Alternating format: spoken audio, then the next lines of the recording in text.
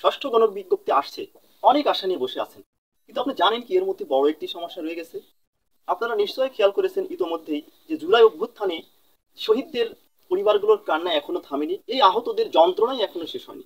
ঠিক তার মধ্যে আমরা আবার একটি কোঠা সংবাদ পেয়ে গেলাম যে ষষ্ঠ গণবিজ্ঞপ্তিতে যে চাহিদা দেওয়া হয়েছে সেখানে প্রায় 41%, আমি আবার বলছি 41% নারী কোঠার আওতায় পড়েছে। যদি বলা হয় যে এটি আহ, আগের সার্কুলার, সেই হিসাবে এখানে এই নারী কোঠাটি বহাল থাকবে। এখানে 1 লক্ষ, 2 লক্ষ, 4 লক্ষ পোস্ট থাকলে আপনার কি লাভ হবে যদি এর অর্ধেকই কোঠার মধ্যে চলে যায়।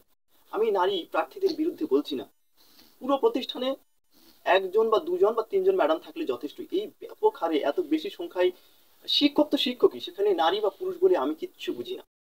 শিক্ষক শিক্ষকই থাকবেন। এখনো পর্যন্ত 18তমদের পক্ষ থেকে একাধিকবার এনটিআরসি এর কার্যালয়ে বিভিন্ন রকমের স্মারকলিপি দেওয়া হয়েছে। আমার মনে হয় ডাক পিওনের মাধ্যমে এই ধরনের 100টি স্মারকলিপি দিলেও তেমন কোনো কাজ হবে না। এখন পর্যন্ত এনটিআরসি এর পক্ষ থেকে কিচ্ছু জানানো হয়নি।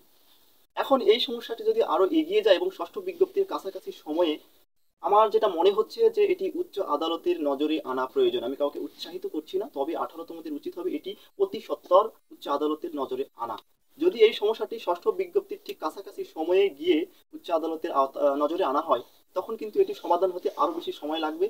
তখন কিন্তু গণবিজ্ঞপ্তি রেজাল্ট বা নিয়োগ পুরো প্রক্রিয়াটি কিন্তু নতুন একটি সমস্যার মুখে পড়তে পারে। সরকারের পক্ষ থেকে স্পষ্ট নির্দেশনা না পেলে এনটিআরসি এককভাবে এই নারী কোটা সম্পর্কে কিচ্ছু করতে পারবে না। এক্ষেত্রে পুরুষ প্রার্থীদের মাথায় কিন্তু হাত হতে পারে। আপনারা বিডি স্টাডি চ্যানেলের সঙ্গেই থাকবেন এবং আমাদের চ্যানেলটিকে সাবস্ক্রাইব করবেন। আর ফেসবুক থেকে দেখলে অবশ্যই ফেসবুক